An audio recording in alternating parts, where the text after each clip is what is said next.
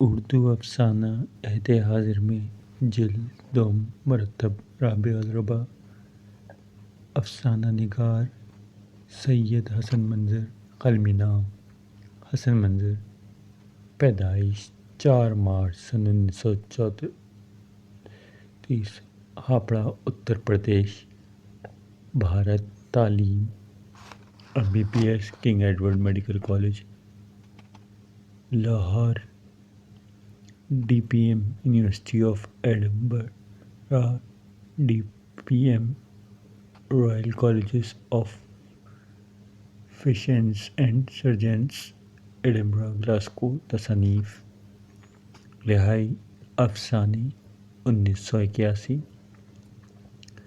ندیدی افسانے 1982 انسان کا دیش افسانے 1991 سوئی بھوک افسانے 1997 ایک اور آدمی افسانے 1999 خاک کا رتبہ افسانے 2007 منگل سوتر ہندی ترجمہ پریم چند کا آخری ناول 1991 پریم چند گھر میں ہندی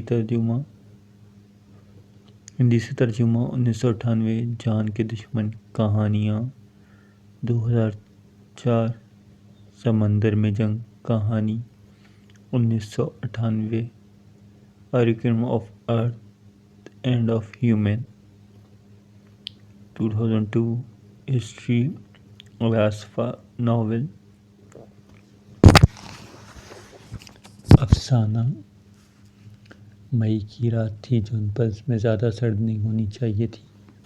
ہم دونوں اور بچے دن بھر گھوم کر تھک گئے تھے، اس لیے اندھیرا ہونے سے پہلے ہی اپنے ہوٹل آئے تھے۔ بچے کمرے میں آتے ہی ماں موزوں جوتوں اور گرم کپڑوں کے اپنے بستر پر گرے اور لیٹتے ہی غافل ہو گئے۔ ہمارا بھی ارادہ جلد سو جانے کا تھا، لیکن نیند اتنی ہم پر حاوی نہیں تھی۔ چائے پی کر میری بیوی گھر خط لکھنے بیٹھ گئی۔ میں ان البمز اور تصویروں کو دیکھ رہا تھا جو ٹورسٹ کے لیے تیار کیے جاتے ہیں اور جگہ پر بکتے نظر آتے ہیں۔ ان کے علاوہ میری اپنی لی ہوئی تصویریں بھی تھیں جن کی پشت پر میں نے جگہ کا نام اور تاریخ لکھتا جا رہا تھا، جن میں بیوی بچے شامل تھے اور ان کے نام بھی۔ خط لکھتے لکھتے بیوی کیوں ایک اکیلی ہی وہی عورت تھی، اس لیے اس کے بجائے بار بار میری بیوی کہنا کافی ہوگا۔ دم بھر گور کی اور کھڑکی تک گئی۔ وہاں کچھ دیر تک کھڑکی کی سڑک کے پاس اس طرف دیکھتی رہی جدھر مسلری کا پیلا اور سفید بورڈ ایک لوہے کے پائپ پر کھڑا تھا اور اس کے برابر میں کریڈیٹو اٹیلیانو کی عمارت تھی۔ میں نے اسے دیکھا اور اپنی لی ہوئی تصویر کو سیکوینس سے جمانے لگا۔ بیوی خط ختم کر کے دوسرا لکھ رہی تھی۔ دوبارہ اس نے قلم ہاتھ سے رکھ دیا، انگلیاں چٹکائیں اور کھڑکی کے سامنے جا کھڑی ہوئی۔ اس دفعہ وہ زیادہ دیر وہاں کھڑی رہی اور مرجھائی ہوئی سی وہاں سے لوٹی۔ جب تیسری بار اس نے یہ حرکت کی اور فکرمندی سے وہاں سے لوٹی تو میں نے کہا، یہ تم کیا کھڑکی کے پر جاتی ہو؟ لگتا ہے تال میں کچھ کالا ہے۔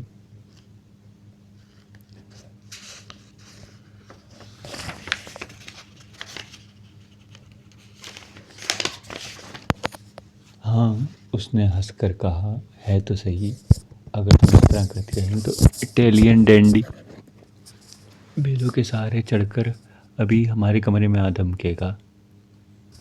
ہماری شادی اتنی پرانی نہیں ہوئی تھی کہ آپس میں ایک دوسرے پر مصنوعی شک و شبہ چھیٹے نہ اڑاتے ہوں۔ شادی کے 1 سال بعد جب وہ کہیں گئی تھی، اس کا مختصر سا انتظار مجھے کھل رہا تھا۔ میں وہ کتاب لے کر لیٹ گیا تھا جو وہ پڑھ رہی تھی۔ اس کے آنے پر اس کتاب کی ورق گردانی کرنے لگا۔ پھر میں نے چونک کر کہا، ارے یہ اس میں کیسا پرچہ ہے؟ اس نے میری بات میں دلچسپی نہیں لی اور بولی، ہوگا کوئی نشان کے لیے رکھ دیا گیا ہوگا۔ میں نے وہ پرچہ کھولا اور پڑھنے لگا۔ بولا، تمہارے نام خط وہ چوکی میں نے پڑھنا شروع کیا۔ ڈیئر، امید ہے ٹھیک ہوگی۔ میں تمہیں ہر دم یاد کیا کرتا ہوں، کبھی تم مجھے یاد کرتی ہو؟ اس کا جسم تن گیا اور اس نے میرے ہاتھ سے پرچہ لینا چاہا۔ خط اسی کے نام تھا لیکن بغیر لفافے کے، اور نیچے ایک نام تھا جو شادی کے فوراً بعد کے دنوں میں اور بہت سے ناموں کے ساتھ میں نے اس کے منہ سے سنا تھا۔ ہماری ساتھ کی نبیلہ گاتی اچھا تھی، ٹونی ماؤتھ آرگن بجاتا تھا، سعید اشرف پوزیشن لیتی تھی،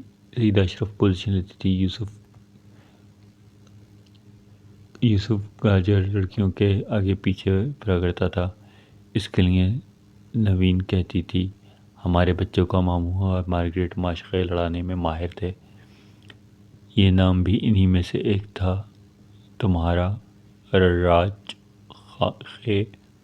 اس کا جسم کا تناؤ ختم ہو گیا اور ایک جھپٹے سے میرے ہاتھ سے خط لے گئی۔ پھر اس نے کرسی پر بیٹھ کر بڑی مایوسی سے پوچھا، جی خے کون ہے؟ میں نے کہا اتنی جلدی بھول گئی؟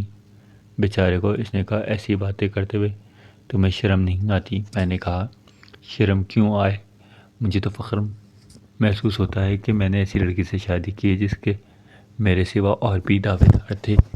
کسی گری پڑی سے شادی نہیں کی۔ شادی کے بعد کا وہ دور ابھی ختم نہیں ہوا تھا۔ ایک بار پھر وہ کھڑکی کے پاس پٹ کے اٹھ کھڑی ہو گئی۔ میں نے تھوڑی اونچی آواز سے کہا کون ہے؟ اس نے پلٹ کر مجھے دیکھا، ہونٹوں پر انگلی رکھی اور وہاں آنے کا اشارہ کیا۔ سڑک خاموش تھی، دونوں رخ کچھ بونے سے پہلے درخت کھڑے تھے۔ کرتوا تالیہ نواسی بلڈنگ میں گراؤنڈ فلور پر تھا، جس میں اوپر 3 منزلیں تھیں۔ ہر ایک میں کھڑکیوں میں روشنی نظر آ رہی تھی، لیکن پردے کھچے ہونے کی وجہ سے مردہ سی تھی۔ بلڈنگ کا ایک رخ ہمارے ہوٹل کے سامنے تھا، دوسرا رخ پر چوڑی سڑک تھی جو پر زیبرا کراسنگ تھی، ٹریفک لائٹ نصب تھی۔ این مسلری کے پاس ایک عورت کھڑی تھی، اس کا کوٹ سلیٹی رنگ کا تھا۔ رات ٹھنڈی تھی اور وہ شفاف اسٹوکنگز پہنے ہوئے تھی جو سردی کو کور کیا کرتی ہیں۔ دیکھا جائے تو پیر گھٹنوں تک ننگے تھے، جوتے سفید رنگ کے تھے، شاید خود کو گرمی پہنچانے کے لیے وہ سگریٹ پی رہی تھی۔ ہم کھڑکی سے ہٹائے۔ بیوی نے کہا 2 گھنٹے سے میں اسے بیچاری کو دیکھ رہی ہوں، آہستہ آہستہ چل کر پاستا کافی شاپ اور کنفیکشنری تک جاتی ہے اور واپس آ جاتی ہے۔ ہم صوفے پر بیٹھ کر اس کے بارے میں باتیں کرنے لگے۔ میں نے کہا زیادہ عمر کی کوئی کنواری عورت لگتی ہے، لڑکی کا کہنا غلط ہوگا، شاید نائٹ واکر ہو۔ بیوی نے میری طرف مجروح نظروں سے دیکھا، کہا ہو سکتا ہے جس کا انتظار کر رہی ہے نہ آیا ہو، کوئی سیلر یا بوائے فرینڈ۔ میں نے کہا اتنی دیر عاشقی میں کوئی نہیں لگاتا، نہ آنے والا نہ انتظار کرنے والا۔ اس نے کہا والی۔ میں نے بھی ہنس کر کہا والی۔ عورت تھکی ہوئی لگ رہی تھی۔ بیوی نے کہا پیسے ہوتے تو کافی شاپ میں ہی چلی جاتی۔ پھر اس نے اچانک کہا جائیے اسے بلا لائیے۔ میں ہکا بکا رہ گیا، کس لیے؟ بس اس سے بات کرنے کو جی چاہ رہا ہے، اتنی سخت سردی میں اسے کافی پلاؤں گی۔ جب میں اس پر راضی نہیں ہوا تو وہ بولی آپ نہیں جائیں گے تو میں جا رہی ہوں، آخر وہ بھی عورت ہے، میری ہم جنس۔ میں اس کا ہاتھ پکڑ کر روکا نہیں۔ وہ اپنا کوٹ پہن چکی تھی اور سر اسکارف سے ڈھک کر رہی تھی۔ میں نے دروازے کے پاس پہنچ کر کہا تم جانو، اگر اس نے مجھے پھنسا لیا تو تم ذمہ دار ہوگی، مجھے کچھ مت کہنا، مجھ میں مردوں والی کمزوری ہے۔ اس نے سینے کے سامنے ہاتھ لا کر انگلیوں سے مجھے باہر کی طرف اشارہ کیا۔ میں کمرے سے باہر نکلا۔ 3ری منزل تک سیڑھیاں ہی کتنی ہوتی ہیں۔ میں نے لفٹ نہیں لی اور جب سڑک پار کر کے بس اسٹاپ کے پاس پہنچ کر اوپر اپنے کمرے کی طرف دوڑائی تو دیکھا بیوی کھڑکی کے پٹ سے لگی کھڑی تھی۔ مجھے اس پر ہمیشہ تعجب ہوا ہے کہ گھریلو عورتیں ان بغیر شوہر جنس کے کام میں آنے والی عورتوں میں کتنی دلچسپی رکھتی ہیں۔ ہمارے یہاں یہ ایک زمانہ تھا جب ایسی عورتوں سے گھر کی عورتیں پردہ کیا کرتی تھیں، لیکن استحجاب جب بھی رکھتی تھیں کہ وہ اندر سے کیسی ہوتی ہیں۔ میرا خیال ہے جن ملکوں میں عورتوں یہ جنگیں لڑتی تھیں، کھیت جوتتی تھیں، اور مرد گھر میں بچوں کو کھلاتے تھے، کھانا پکاتے تھے۔ وہاں اگر بازاری مرد تھے تو جو ایک محدود علاقے میں رکھے جاتے، راتوں کو سڑکوں پر اسٹریٹ واکرز کی طرح گھومتے ہو، تو گھریلو مردوں کو بھی ان میں دلچسپی ہوتی کہ ان کی روح کیسی ہوتی ہے، باتیں کیسی کرتے ہیں، کیا کھاتے ہیں، کیا پیتے ہیں، کیا پہنتے ہیں، اپنی بیویوں سے کن چیزوں کی فرمائش کرتے ہیں۔ اس قسم کی عورت سے بات کرنے کا میری زندگی میں یہ پہلا موقع تھا۔ مجھے پاس آتا دیکھ کر وہ رک گئی۔ بغل میں اس نے کہا، گڈ ایوننگ سنور۔ میں نے بھی کہا، گڈ ایوننگ سنور۔ پھر میں نے جیب سے سگریٹ کا ڈبیا نکالتے ہوئے کہا، سمندر کی ہوا چل رہی ہے، بڑی ٹھنڈی رات ہے۔ اس نے کہا، اس سے کوئی خاص ٹھنڈ نہیں، آپ کسی گرم ملک کے لگتے ہیں۔ تمام پورٹس میں سمندر کے نزدیک بسنے والوں اور سیلرز کی طرح اس کی زبان بھی مختلف زبانوں کا بھانمتی کا کنبہ تھی۔ وہ اپنا مطلب دنیا کے ہر شخص کو سمجھا سکتی تھی۔ چند ہی لمحوں میں بڑی آسانی سے بھی وہی عالمی زبان بول رہا تھا۔ میں بھی وہی عالمی زبان بول رہا تھا۔ میں نے اسے سگریٹ میں دی، ایک سگریٹ اپنے ہونٹوں میں دبائی اور پھر اپنا سگریٹ سلگایا اور پلٹ کر کھڑکی کی طرف دیکھا۔ وہاں وہ سایہ جوں کا توں تھا۔ کچھ دیر اس کے ساتھ میں بھی بینکا نیزو ڈیل رے کے نیچے پاستا کافی شاپ کے سامنے چل کر مسلری کے بورڈ تک گیا اور واپس پلٹا۔ میں یہ نہیں کہوں گا، میں صرف ڈر رہا تھا۔ اندر سے ایک جوان اٹالین سفید عورت کے ساتھ ٹہلنے میں خوشی بھی محسوس کر رہا تھا۔ سڑک کے کنارے پر کچھ کاریں کھڑی تھیں جو تقریباً سب کی سب اٹلی کی تھیں، چھوٹی بڑی لیکن ایک ہی خاندان کی۔ میں نے اس سے کہا، ایک گھنٹے کے لیے میرے ساتھ ہوٹل کے کمرے میں چل سکتی ہو؟ اس نے کہا اور بغیر حساب لگائے کہا، ایک گھنٹہ یعنی ایک رات؟ سب کے چارجز ایک ہی ہیں۔ اور میں نے کہا، کتنے؟ اس نے ایک معمولی سی رقم بتایا اور ایک بار پھر اس نے کہا، ایک گھنٹہ ایک رات، یہ تم پر ہے۔ میں نے جیب سے پرس نکال کر نوٹ گنے جو انتہائی غلیظ تھے اور جنہوں نے سیلوفین سے جوڑا گیا تھا۔ وہ رقم بمشکل اتنی تھی کہ میں بیوی اور میں ایک وقت کا معمولی کھانا کسی درمیانے درجے کے ریسٹورنٹ میں کھا سکتے تھے۔ پھر میں نے اس سے کہا، دس وے پلیز۔ اس نے کہا، سینور۔ وہ میرے ساتھ چل پڑی۔ میں نیچے ایک فتح مندانہ نظر بیوی پر ڈالی۔ جب ہم ہوٹل کے ریسٹورنٹ میں پہنچے تو وہ خود بخود ادھر مڑ گئی جو لفٹ تھی۔ کچھ لوگوں نے ادھر میزوں پر بیٹھے تھے۔ انہوں نے ہمیں بغیر دلچسپی کے دیکھا اور اپنے پینے کھانے اور باتوں میں مصروف رہے۔ میں خود کو پرسکون محسوس کیا اور لفٹ کے اسٹارٹ ہو جانے پر میں نے اس سے کہا، اوپر میری بیوی بھوگی، از اٹ؟ اس کی بھویں اوپر کو اٹھیں۔ پھر اس نے کہا، ڈزنٹ میٹر، اس سے کیا فرق پڑتا ہے، تم ادا کر رہے ہو۔ بیوی نے آگے بڑھ کر اسے ہاتھ ملایا اور بیٹھنے کو کہا۔ کچھ دیر تک نہ بیوی کی سمجھ میں آ رہا تھا کیا کہے، نہ میری، اور صوفے پر خاموش بیٹھی تھی۔ اس نے ہاتھ پیٹ کے نیچے سلیپر رکھ لیے تھے اور شکل سے لگ رہا تھا بہت تھکی ہوئی ہے۔ اسے میں صرف عورت کہوں گا تو وہ عورت نہیں، کیونکہ وہ وہاں کوئی اور بے نام عورت نہیں تھی، بیوی تھی۔ عورت میں اور سوئے ہوئے بچے۔ بیوی نے مجھ سے روم سروس کو بیل دینے کے لیے کہا اور جب میں ویٹر آیا تو اس نے کہا، کوئی 4-3 عورت سے پوچھا، چکن سی 2 چیز رول، بیبی آل رائٹ؟ عورت نے کہا، گریشیس سینور، a big plate of sandwiches. بیوی نے کہا، ویٹر سی سینور کہہ کر چلا گیا۔ لگتا تھا عورت کا دماغ معاف ہے، پتہ نہیں انوکھی سچویشن پر یا شادی کی رات میں چلنا 2 گھنٹے سڑک کے ایک ٹکڑے پر پہرا دینے کی وجہ سے جس طرح کسی اہم جگہ کے سامنے سے پائی جوالا ہے کی طرح ادھر سے ادھر چلتے رہتے ہیں، کسی آنے والے کو چیلنج بھی کرتے ہیں۔ ہر 2 کیمپس دیا روم میں ایک رات جب میں اکیلا گھومنے نکلا تھا، کیونکہ بیوی تھکی ہوئی تھی۔ ایک عورت نے مجھے عربی میں چیلنج تو کیا، ہیلو جی پی۔ میں فوراً ہیلو لو پہ آ گئی۔ وہ یہ بھی صرف اتنا ہی کہ کسی راہگیر کو روکنے کے لیے کہتی ہوگی اور اس کے گزرے چلے جانے پر پھر وہ راہ دینے کے لیے۔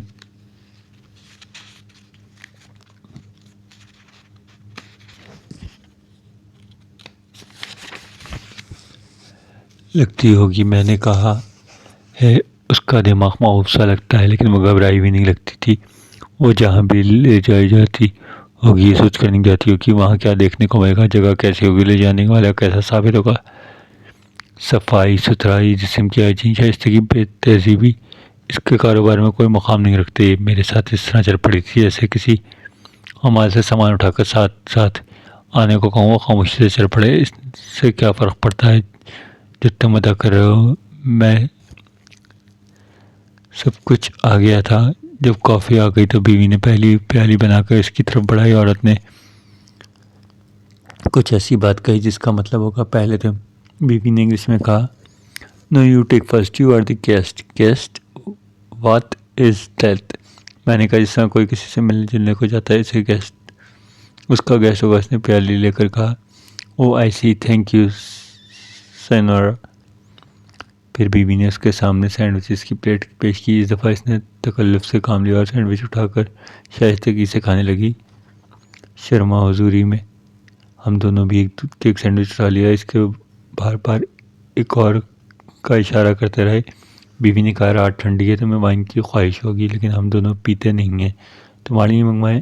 اب اس کے چہرے پہ گلابی رنگ لوٹ آیا، اتنی زیادہ عمر کی بھی نہیں لگ رہی تھی۔ اس نے کہا، نو نو۔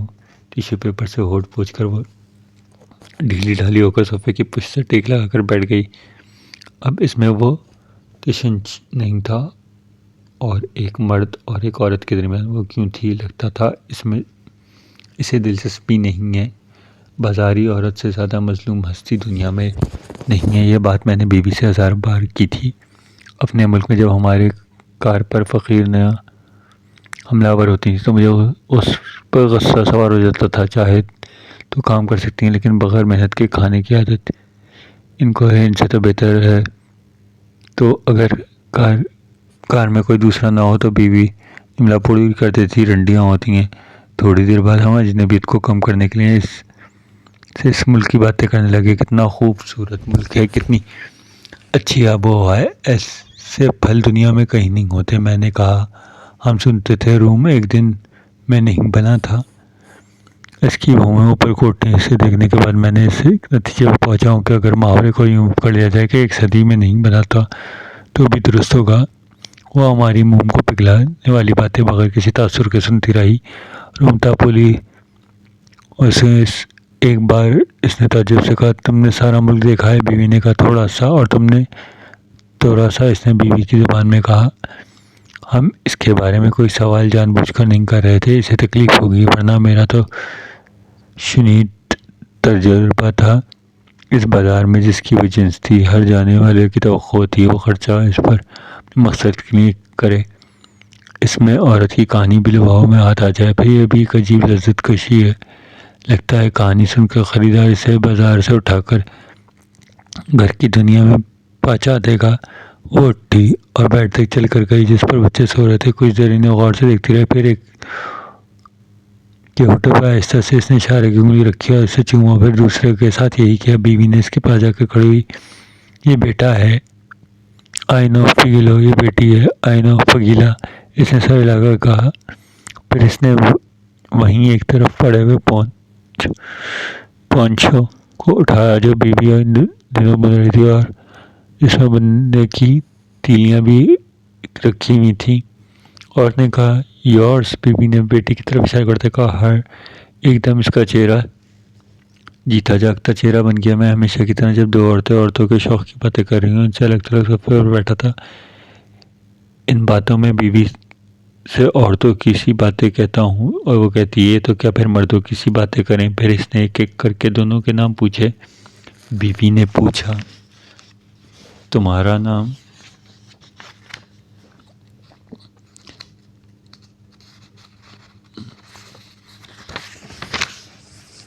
سلوانا۔ وہ اس نے کہا، سلوانا۔ وہ آ کر پھر اپنی جگہ بیٹھ گئی۔ کچھ ذاتی باتیں شروع ہوئی تھیں اور مجھے امید تھی ہم اس کے دل کے تہ لے سکیں گے۔ اس سے اٹلی اور کین سے کچھ عقیدت تھی یا نہیں؟ کیا وہ بھی اپنے ملک کے ماضی پر فخر کرتی تھی؟ لیکن زبان سے ناواقفیت کی بنا پر ہماری گفتگو خاموشی کے وقفے طویل ہوتے جا رہے تھے۔ ظاہر ہے ایسے موضوعات کے لیے جنس فروخت کی زبان نہیں بنی تھی۔ بالا آخر اس نے مجھ سے پوچھا میں جا سکتی ہوں؟ یہ کہ اس نے اپنا لمبا کوٹ اٹھانے کے لیے ہاتھ میں بڑھایا۔ بیوی نے کہا جانے کی جلدی کیا ہے، ہم دیر سے سوتے ہیں، کہاں جاؤ گی؟ آخری بات بے ارادہ تھی۔ اس نے کہا ہوم کیا ہے؟ یہ پوچھنے کی ہم دونوں میں ہمت نہیں ہوئی۔ بیوی نے کہا ایک اور کپ کافی؟ اس نے کہا نہیں۔ پھر بیوی نے جیسے خود کلامی میں کہا رات کو اندھیرے میں سڑکوں پر اکیلے کھڑے رہنا تو ڈر تو ہوتا ہوگا۔ اس نے کہا پورا اندھیرے کا ڈر؟ بیوی نے کہا۔ اس نے ہنس کر کہا چمگادڑیں اندھیرے میں نہیں ڈرتی، میں چمگادڑ ہوں اور ہم چمگادڑیں ہیں۔ بیوی جھٹکا کھا کر ایک قدم پیچھے ہٹ گئی۔ وہ ہمیشہ سے چمگادڑ سے ڈرتی رہی ہے، جیسے ہر چمگادڑ ویمپائر ہو۔ میں نے کوٹ پہننے میں اس کی مدد کیا۔ بیوی نے اسے چھوڑنے کو لینڈنگ تک گئی۔ اس اندھیرے میں سمندر میں وہ اسے واپس بھیج رہی تھی۔ میں اس کے ساتھ سڑک تک گیا جہاں سے ہم ٹہلتے دیکھا تھا۔ میں نے اسے آخری سگریٹ پیش کیا، کش لے کر اس نے تھینک یو کہا۔ گڈ نائٹ کہہ کر میں جو کمرے میں پہنچا تھا وہ توقع کے مطابق میں نے دیکھا بیوی کھڑکی پر کھڑی تھی۔ اتنی دیر سے وہ اسے اور مجھے دیکھتی رہی۔ میں نے کہا تم میری نگرانی کر رہی تھی، لیکن یاد رکھو بہت سے برس کسی نے میری نگرانی نہیں کی تھی۔ ان آوارہ گردی میں گزارے ہوئے سالوں کا تم کیا کرو گی؟ اس نے سڑک پر آخری نظر ڈال کر کہا گئی۔ وہ جذبات کے رکے رہنے سے میرے سامنے تھک کر بیٹھ گئی۔ میں سوچ رہا تھا جو ٹورسٹ اپنی سیاحی مقام کو طوائفوں اور گرے پڑے لوگوں کو نہیں دیکھ سکا ہے، اس نے اپنے ملک کا کچھ بھی نہیں دیکھا ہے۔ بیوی میرے قدموں سے چل کر بچوں کے بیڈ تک گئی اور پون شو اٹھاتے ہوئے ایک دم اچھل پڑی۔ وہاں پون شو کے نیچے سے جھانکتے ہوئے نوٹوں کو اس نے نکالتے ہوئے کہا یہ ہم بے وجہ تیزی سے کھڑکی پر پہنچے اور نظروں سے اندھیرے سے ڈھونڈا جو زیادہ گہرا ہو چکا تھا، لیکن وہ سلطنت روم میں کہیں گم ہو چکی تھی۔